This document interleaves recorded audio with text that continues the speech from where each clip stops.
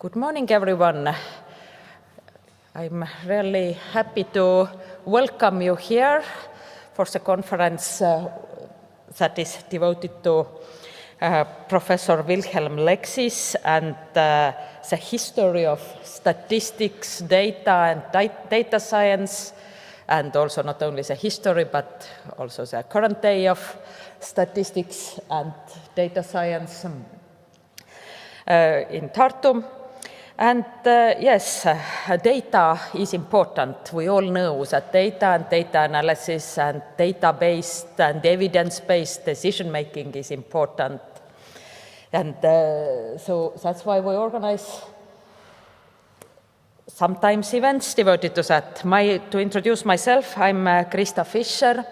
I am the professor of mathematical statistics at the University of Tartu, and I'm also the president of the Estonian Statistical Society, who is the main organizer of the event today. And now continuing my story about data, sometimes we know, that data-based decision-making, evidence-based decision-making is needed at the government level, at the city level, in education, in healthcare and medicine, in business, and any other field. And sometimes some people may feel that it's something very recent and very new, that people just start realizing it. But actually, it's not true. It has been around for centuries. And there have been really smart scientists around for centuries who have been working on data, trying to develop tools to make sense of some really complicated, messy data. And that history has been happening also here in Tartu, actually. And in Tartu, one of the very famous statisticians, Wilhelm Lexis, published his most important work exactly 150 years ago. And today we will hear a lot why it is still considered important and why actually any demographer in the world you are asking whether they know anything about Lexis, they would say, of course they know. But if you ask, do you know where did he publish his most important work on population statistics, almost no one would know that it was in Tartu. So that is a piece of the history of Tartu University. We sometimes, or many people don't know, and it's good to make more people aware of it, because we need to learn about history, what other people have done. If we learn about that, we can base our current work on what has been already done. We don't need to reinvent things that have been invented 150 years ago. And speaking of Lexis, he was thinking about how time is a very complex thing. I am still working every day in my research trying to understand how to analyze data that involves the time component, because time is calendar time, is a date we look in the calendar. It's age, my own personal time. And you can sometimes also measure time from beginning of some certain event, or you can think of a birth cohort event, that it's me and people who were born around the same time. And so that is also what Wilhelm Lexis was thinking about it. But now, speaking about history, I would like to hand over to a guy who knows much more about history actually than I do. It's our mayor of Tartu, Mr. Urmas Klaas, to say some welcome words.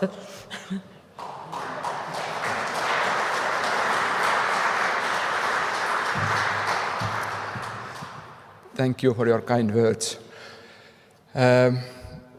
Dear honorary citizen of Tartu, Professor Ene-Margit Tiit, dear academic family, dear guests, ladies and gentlemen.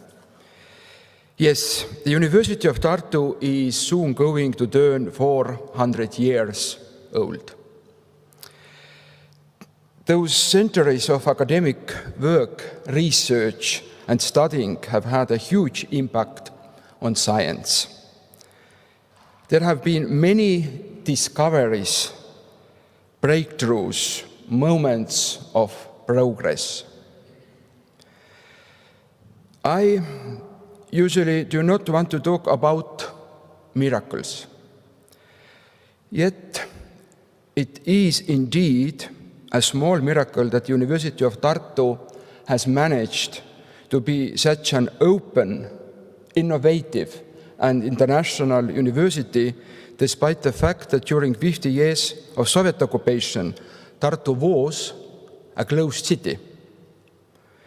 It was very hard for foreigners to arrive here, and the few foreigners who did were banned from staying overnight in Tartu. As we all know, science cannot be hidden away in one place, and it is always international. So when the Republic of Estonia regained independence in 1991, the restraints of occupation were suddenly broken and science was free again. The University of Tartu rose once again to be one of the top universities in the world. Of course, international cooperation had a big role to play in this. This is why I am very happy on behalf of the city of Tartu to address you here at the conference 500 Years of Data Visualization in Tartu, a tribute to Wilhelm Leksis. This event, this conference, is also international in nature and is a fine example of the cooperation I described earlier.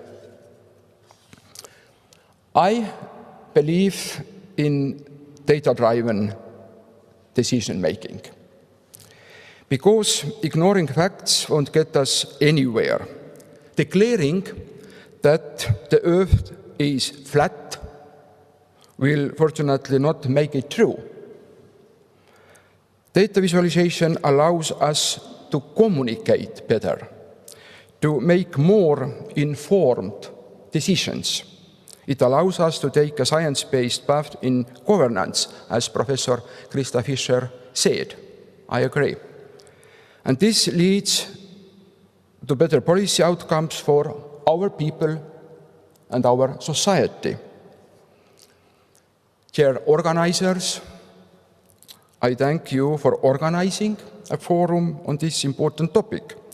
And dear guests, thank you for your coming. I wish you great discussions and open minds, and please discover the city of Tartu as it is and enjoy the city of good thoughts, not statistics. Also, I wanted to say, yeah, thank you.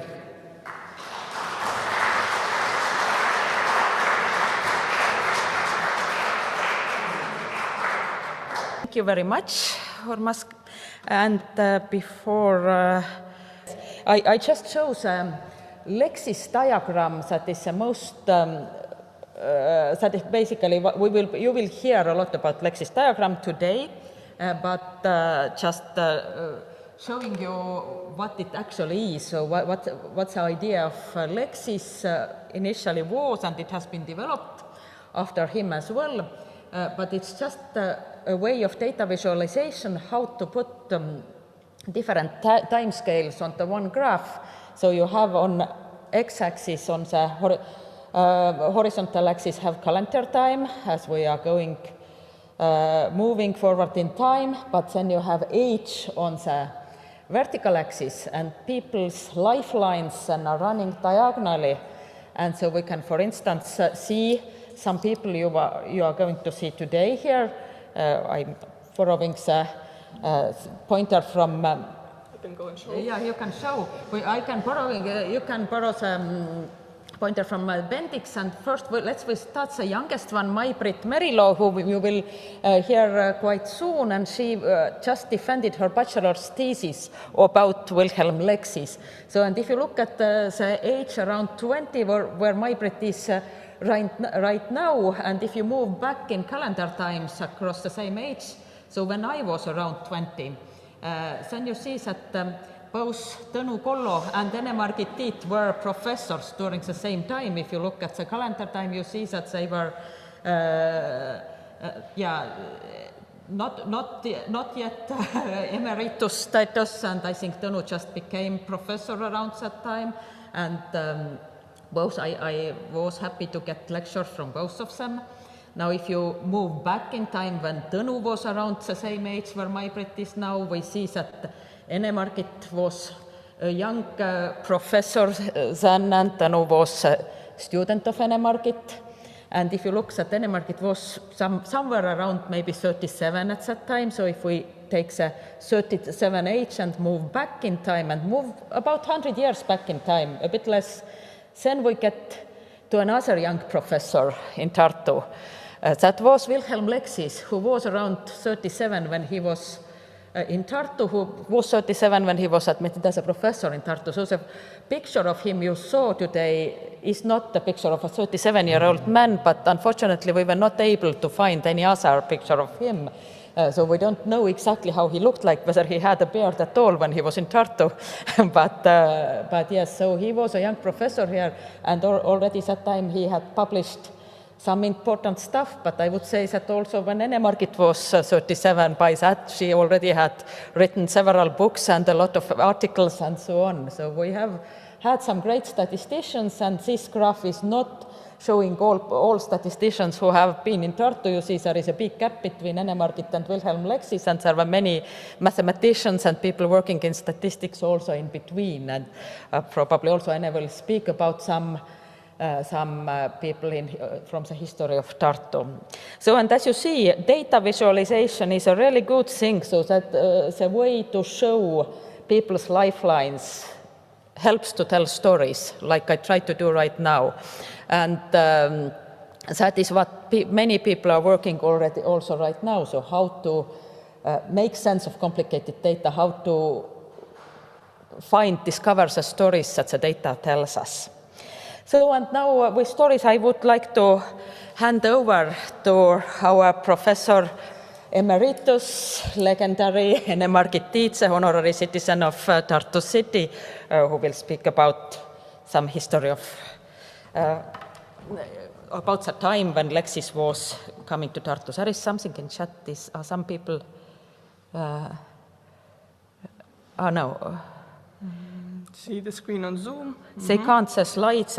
Maybe share the slide briefly. It was just one slide. You have to share, yes. I hope that you can now see the ones who did not see before. Okay, apologies for people on Zoom.